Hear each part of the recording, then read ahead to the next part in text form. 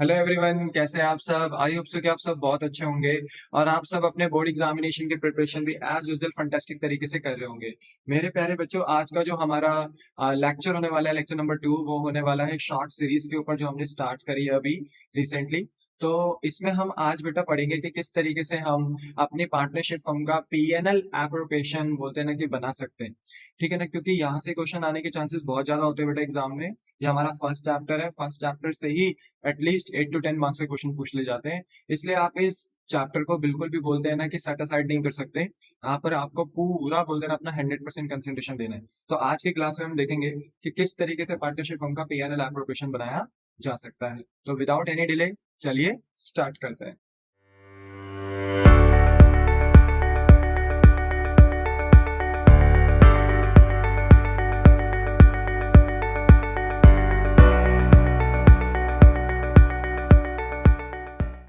Now everyone, अगर हमें partnership firm का पीएनएल एप्रोप्रिएशन अकाउंट बनाना सीखना है तो उससे पहले मैं आपको एक छोटी सी चीज बताना चाहूंगा। देखो बेटा, जो पार्टनरशिप फर्म्स की जो बुक्स ऑफ अकाउंट्स होती हैं वो किस तरीके से होती है हमें पहले बहुत अच्छे तरीके से पता होना चाहिए। तो partnership firm first of all prepare करती है अपना जर्नल। यहाँ पे वो अपनी रिकॉर्डिंग्स करती है ट्रांजेक्शन के, लाइक जर्नल एंट्रीज, जर्नल। फिर जर्नल के बाद वो लेजर्स प्रिपेयर करते हैं यानी अकाउंट्स, एंड अकाउंट्स के जो फाइनल बैलेंसेस होते हैं बेटा, फिर उन्हें ट्रांसफर कर दिया जाता है ट्रायल बैलेंस में। देन उन ट्रायल बैलेंस को देखकर ही हम अपना प्रिपेयर करते हैं trading and profit and loss account, PNL appropriation account, partners capital account and balance sheet. अब अगर आप यहाँ पर ध्यान से देखो बेटा, क्लास 11th में आपने जर्नल भी पास करी है, लेजर्स भी बनाए हैं, एंड ट्रायल बैलेंस भी बनाया है, और ट्रेडिंग पीएनएल भी बनाया है, और बैलेंस शीट भी बनाई है। आपके लिए जो नया है बोलते हैं ना कि पार्टनरशिप फर्म के बुक्स ऑफ अकाउंट्स में, वो है कि कैसे आप पीएनएल एप्रोप्रिएशन अकाउंट और पार्टनर्स कैपिटल अकाउंट बनाओगे। तो ये इस चैप्टर का ना बेटा हार्ट है। अगर आपने इसे बहुत अच्छे से देख लिया तो चैप्टर बोलते हैं ना 50% तो ऐसे ही कंप्लीट हो गया। तो इसलिए याद रखें, आपका जो कंसेंट्रेशन रहेगा वो रहेगा कि कैसे हम अपने पार्टनरशिप फर्म का PNL appropriation and partners capital account बना सकते हैं। ठीक है, बट सम टाइम बेटा कभी कभी वो नॉलेज को टेस्ट करने के लिए, क्योंकि क्लास 11th आप पढ़कर आए हो, तो कभी कभी वो कुछ आइटम्स ना पीएनएल अकाउंट के भी दे देता है। तो अगर हमें क्वेश्चन में कुछ आइटम्स पीएनएल अकाउंट के भी दिख रहे हैं तो हम पहले फिर पीएनएल एप्रोप्रिएशन नहीं बनाएंगे। पीएनएल एप्रोप्रिएशन से पहले हम प्रिपेयर करेंगे पीएनएल अकाउंट। मैं अभी आपको बता भी रहा हूँ बेटा कि पीएनएल अकाउंट और पीएनएल एप्रो में अंतर क्या होता है, क्योंकि मुझे पता है कि कुछ बच्चों ने क्लास 11th अच्छी तरीके से बोलते हैं ना पढ़ा नहीं होगा, स्टडी नहीं किया होगा। तो कोई बात नहीं, हम यहाँ पर देख लेंगे इस चीज को। ठीक है, तो मतलब मैं बस इतना बताना चाह रहा हूँ कि पीएनएल अकाउंट के कभी कभी कुछ आइटम्स आ जाते हैं, तो फिर पीएनएल एप्रोप्रिएशन नहीं बनता है इमीडिएटली, आपको पीएनएल अकाउंट बनाना पड़ता है। फिर पीएनएल अकाउंट के बाद PNL appro and partners capital prepare होता है। ठीक है, बोलो बात समझ में आई?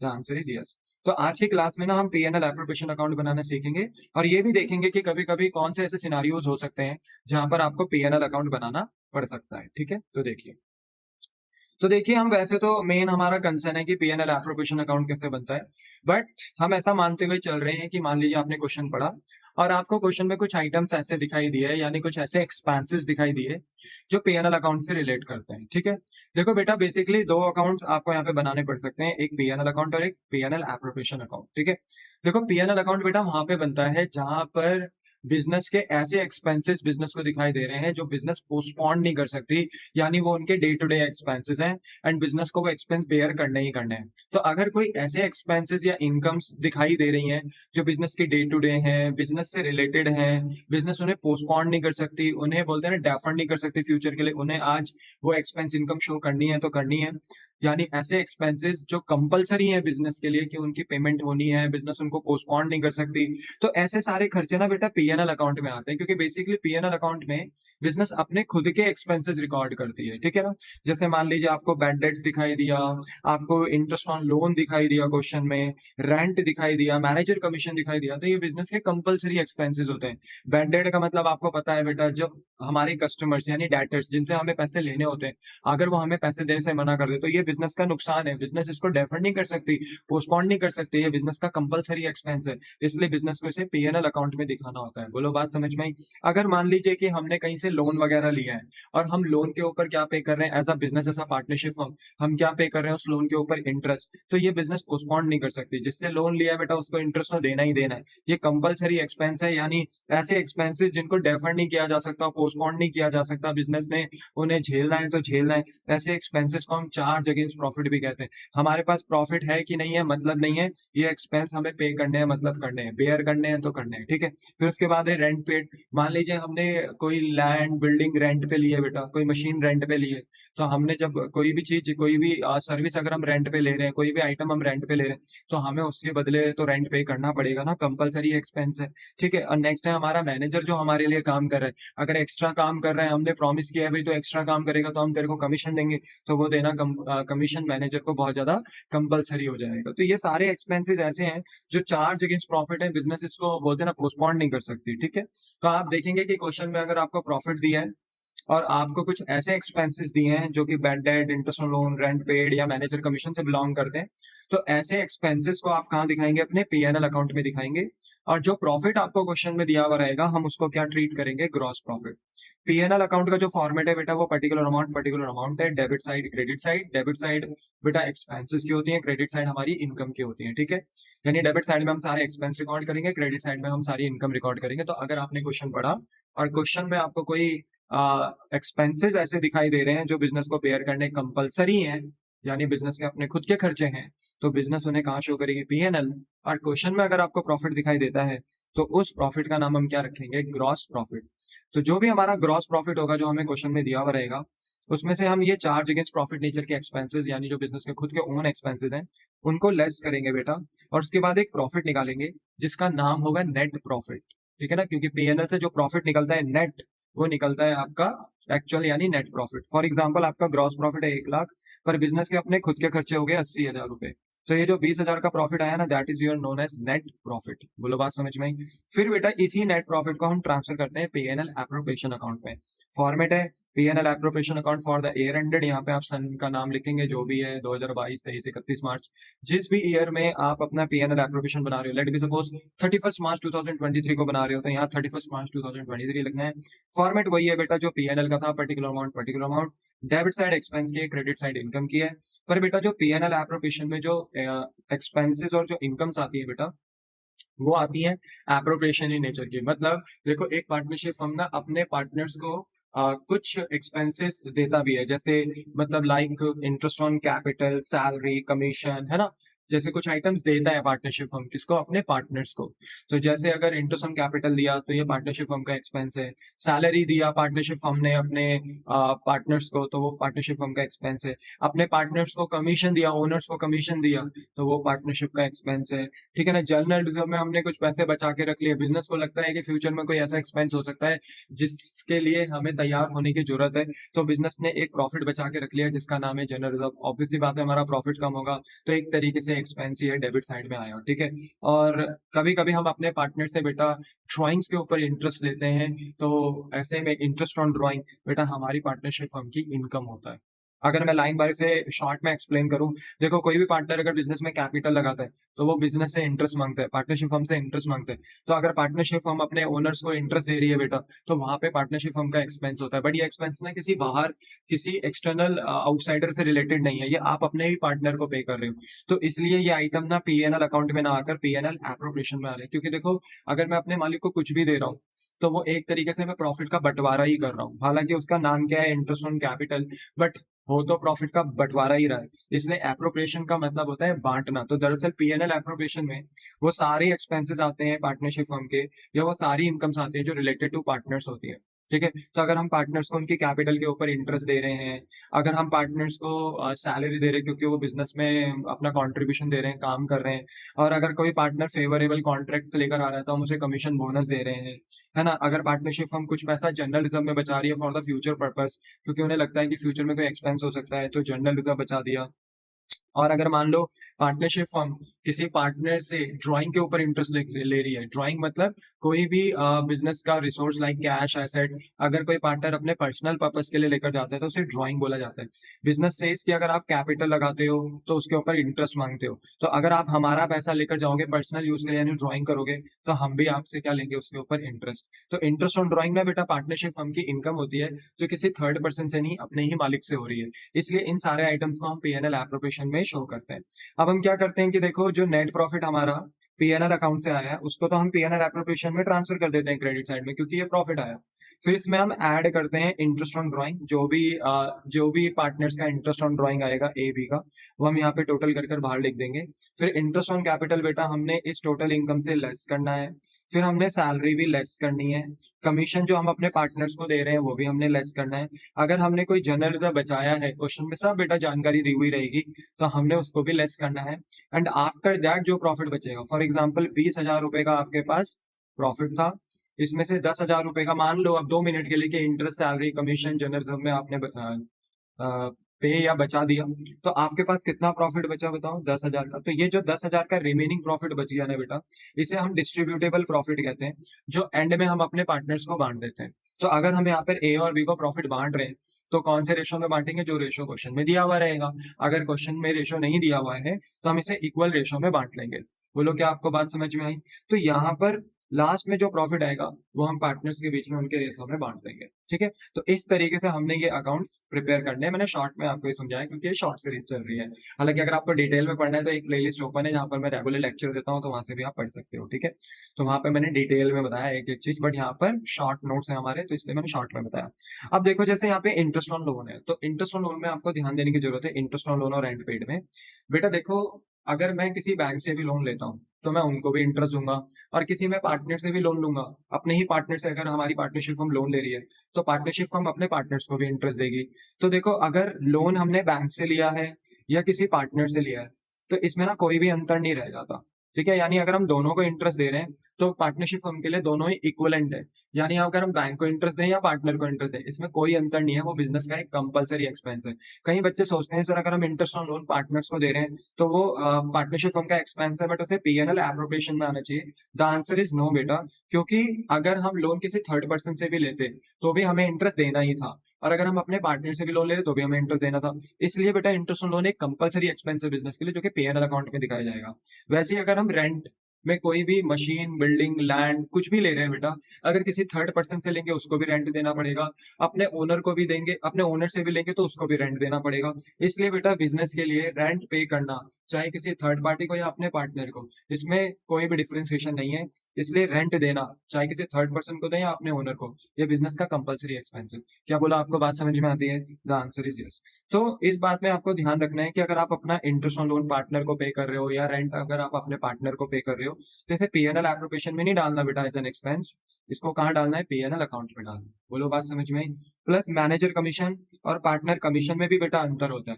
जो पीएनएल एप्रोप्रिएशन में कमीशन है वो पार्टनर का है, और जो पीएनएल अकाउंट में मैनेजर का कमीशन है वो एम्प्लॉय का है।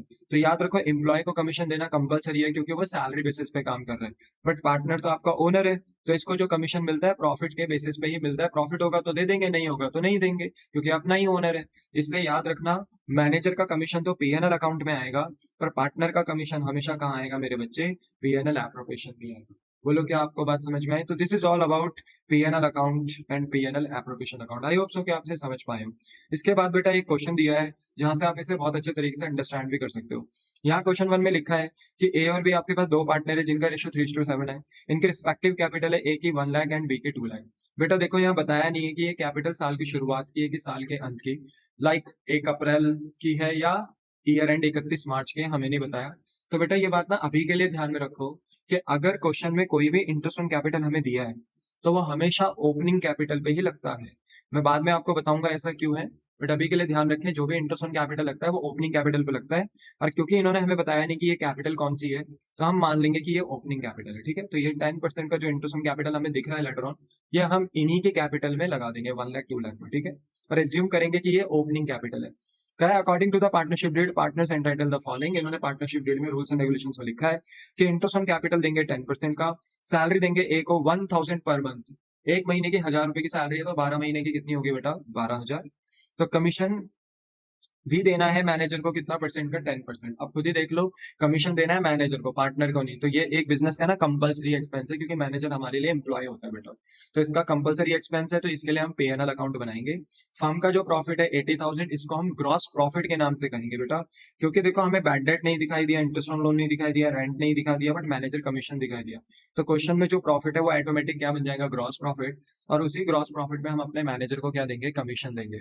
बोलो बात समझ में आ गई? The answer is yes. फिर हमारा नेट प्रॉफिट आएगा, वो नेट प्रॉफिट हम पीएनएल एप्रो में डालेंगे, फिर पीएनएल एप्रो के जो जो आइटम्स हमें दिख रहे हैं वो पुट करेंगे और निकाल देंगे प्रॉफिट जो हमने अपने पार्टनर्स के बीच में डिस्ट्रीब्यूट करना है। बोलो बात समझ में आ गई? आगे जाके आप ये भी पढ़ोगे बेटा कि जो मैनेजर या पार्टनर को कमीशन दिया जाता है उसके दो मेथड होते हैं, बिफोर चार्जिंग सच कमीशन, आफ्टर चार्जिंग सच कमीशन। ये सब हम बाद में पढ़ेंगे। तो इसमें आप ज्यादा बोलते हैं ना कि अभी अपना माइंड बोलते हैं ना कि ज्यादा कंफ्यूज ना करें, सिंपल रखें। अभी के लिए तो बस हमें 10% लगाना है। किस पे लगाना है? प्रॉफिट पे लगाएंगे, ठीक है। क्योंकि जो मनी मैनेजर को जो कमीशन मिलेगा वो परफॉर्मेंस पे मिलेगा। परफॉर्मेंस किसके हिसाब से देखी जाती है? प्रॉफिट के हिसाब से। तो प्रॉफिट के ऊपर हम उसको कमीशन देंगे। तो यहाँ पर बेटा देखो, मैनेजर कमीशन है तो हम पीएनएल अकाउंट बनाएंगे। देखो मैंने कहा था ना, कभी कभी आइटम्स पीएनएल अकाउंट की भी दे देते हैं कंपलसरी एक्सपेंसेस के लिए, तो फिर हमें पहले पीएनएल अकाउंट बनाना पड़ता है। हमने फॉर्मेट बनाया पीएनएल अकाउंट, क्वेश्चन की वजह से डिमांड थी कि पीएनएल एप्रोप्रिएशन बनाना है, बट हम पहले बनाएंगे पीएनएल अकाउंट। ईयर एंड का पूरा बेटा 31 मार्च, तो नीचे लिखेंगे for the year ended 31 March 2023। Format बनाएंगे particular amount, left hand side debit की, राइट हैंड साइड क्रेडिट की। लेफ्ट हैंड साइड को बेटा एक्सपेंस के नाम से भी हम जानते हैं, मैंने अभी आपको बताया भी था पीछे। और क्रेडिट साइड को हम क्या बोलते हैं? अपनी इनकम साइड भी बोलते हैं, ठीक है। अच्छा, तो हमें जो प्रॉफिट दिया हुआ है बेटा, हम उसको किस नाम से लिखेंगे? ग्रॉस प्रॉफिट के नाम से लिखेंगे। क्रेडिट साइड में 80,000 और अपने मैनेजर को बेटा कमीशन दे देंगे। मैनेजर को जो कमीशन मिलेगा बेटा वो इसी ग्रॉस प्रॉफिट पे दिया जाएगा, परफॉर्मेंस पे। 80,000 का कितना परसेंट बेटा? 10%। तो ये कितना आया? 8,000। लेस करेंगे बेटा ग्रॉस प्रॉफिट में से मैनेजर का कमीशन, तो हमारा डेबिट साइड में एक बैलेंस बचेगा जो कि किस बात को रिप्रेजेंट करेगा कि हमारी फर्म ने कितना नेट प्रॉफिट कमाया। तो कितना नेट प्रॉफिट कमाया मेरे बच्चे? 72। और हमने अकाउंट्स का बोथ साइड टैली कर दिया। क्रेडिट साइड बढ़ा था तो डेबिट साइड का टोटल भी 80 आ गया। अब आप डेबिट साइड का टोटल भी करेंगे तो 80 ही आएगा बेटा, ठीक है। फिर इस नेट प्रॉफिट को हम कहाँ ट्रांसफर करेंगे बेटा? 72 का जो प्रॉफिट आया इसे पीएनएल एप्रोप्रिएशन अकाउंट में ट्रांसफर करेंगे फॉर द ईयर एंडेड। यहाँ पे आप लिख दीजिए 31 मार्च 2023, है ना, ठीक है। फिर आप यहाँ पर बेटा फॉर्मेट बनाएंगे particular amount, debit side expense की, क्रेडिट साइड इनकम की। जो प्रॉफिट आपने पीएनएल अकाउंट से निकाला बेटा वो प्रॉफिट आपका पीएनएल एप्रोप्रिएशन अकाउंट में क्रेडिट साइड में जाएगा, क्योंकि है तो ये इनकम ही। तो ये आपका प्रॉफिट चला गया, बाय नेट प्रॉफिट यहाँ पर आ गया। इसके नीचे बेटा हम क्या लिखते हैं? देखो एज पर फॉर्मेट हम बाय नेट प्रॉफिट के नीचे इंटरेस्ट ऑन ड्राइंग लेते हैं, लिखते हैं जो हम अपने पार्टनर से ले रहे हैं। एक पार्टनरशिप फर्म अपने पार्टनर से क्या लेती है? Interest on drawing. तो वो इंटरेस्ट ऑन ड्राइंग हमने यहाँ लिखना था बेटा, बट पूरे क्वेश्चन में हमें कोई डाटा ही नहीं दिया गया था कि पार्टनर ए बी ने कितने ड्राइंग करी, उसके ऊपर हम कितना इंटरेस्ट ले रहे हैं, तो ये तो लिखा ही नहीं। तो हमें ना इंटरेस्ट ऑन ड्राइंग की कोई इनकम नहीं हो रही है तो हमने नहीं लिखा।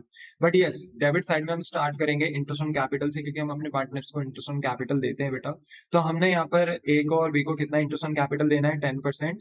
ए और बी की कैपिटल पे जो 1 लाख 2 लाख है, तो 1 लाख का 10%, 2 लाख का 10%, जो कि 10,000 20,000 होता है, टोटल करके हमने बाहर लिख दिया 30,000। फिर क्वेश्चन ने कहा था अभी सैलरी भी देनी है ए को 1,000 पर मंथ, तो हमने बेटा सैलरी भी दे दी ए को 1,000 पर मंथ, यानी पूरे साल में कितने महीने होते हैं बेटा? 12, तो 1,000 इंटू 12 यानी 12,000 की हमने सैलरी भी दे दी। फिर इसके बाद बेटा पार्टनर का कोई कमीशन नहीं था, जो मैनेजर का था वो बेटा पीएनएल अकाउंट में आ चुका है, तो पार्टनर का तो कोई कमीशन नहीं है। तो जब पार्टनर का कोई कमीशन नहीं है तो हमने पीएनएल एप्रोप्रिएशन अकाउंट में नहीं लिखा। कोई जनरल रिजर्व में हम ट्रांसफर नहीं लिख कर रहे थे, पैसा क्वेश्चन में नहीं लिखा है तो हमने पीएनएल एप्रोप्रिएशन में कोई पैसा जनरल रिजर्व में भी ट्रांसफर नहीं किया फ्यूचर पर्पस के लिए, है ना। तो हम क्या करेंगे? 72,000 में से आप सीधा सीधा 30,000 का एक्सपेंस जो फर्म को हो रहा है इंटरेस्ट ऑन कैपिटल देने में पार्टनर को, वो लेस कराएंगे। सैलरी देने में जो नुकसान हो रहा है पार्टनर को जो हमने सैलरी दी, फर्म को जो नुकसान हो रहा है उसमें, वो भी हमने लेस कर दिया बेटा। उसके बाद हमारे पास कितना प्रॉफिट बचा? 30,000। ये 30,000 का प्रॉफिट ए बी के बीच में बांट दिया ओल्ड रेशो में, और ओल्ड रेशो हमें दे रखा है 3:7, बोले तो 3/10 एंड 7/10, क्योंकि अगर रेशो 3:7 है तो टोटल ये 10 टाइम्स हुआ, 10 में से 3 ए का, 10 में से 7 बी का, ठीक है ना। तो 3/10 एंड 7/10 में हमने ये बांटा, 0 से 0 कैंसिल, 0 से 0 कैंसिल, 3 3 जा 9 एंड 3 7 जा 21, टोटल करेंगे तो आ गया 30। अब आप बहुत सारे टैली करो, 70 to 72 ही आएगा। तो देखो इतना इजी है, इसमें ऐसा कुछ भी नहीं है बेटा जो बहुत हार्ड हो। बट अब हम जो अपना नेक्स्ट लेक्चर स्टार्ट करेंगे बेटा वो ना इन्हीं टॉपिक्स पे करेंगे, क्योंकि हमने कुछ ना इंपॉर्टेंट कंसेप्ट सीखने हैं, जैसे इंटरेस्ट ऑन ड्राइंग कैसे निकालते हैं, इंटरेस्ट ऑन कैपिटल कैसे निकालते हैं, कमीशन चाहे पार्टनर का हो चाहे मैनेजर का हो कैसे निकाला जाता है। अब हमने ना शॉर्ट शॉर्ट कंसेप्ट भी देखने हैं यहाँ पर, जहां पर हम interest on drawing, interest on capital, commission वगैरह निकालना सीखेंगे। आई होप सो कि आज की क्लास में आपको PNL account and PNL appropriation account बनाना आया होगा बेटा। ये क्वेश्चन में बहुत ज्यादा इंपॉर्टेंट्स रहते हैं। फिर भी अगर आपके कोई डाउट्स और कोई क्वायरी रहेगी तो आप बोलते हैं ना यूट्यूब के कमेंट सेक्शन में, और बोलते हैं स्क्रीन के नीचे दिए हुए नंबर पे भी आप मुझे व्हाट्सएप कर अपनी क्वायरी पूछ सकते हैं। एज फास्ट पॉसिबल मैं आपकी क्वायरी का रिप्लाई करने का पूरा पूरा आंसर करूँ। तो मिलता हूँ बेटा मैं आपको नेक्स्ट क्लास में। ठीक है, टाटा बाय बाय, सेफ।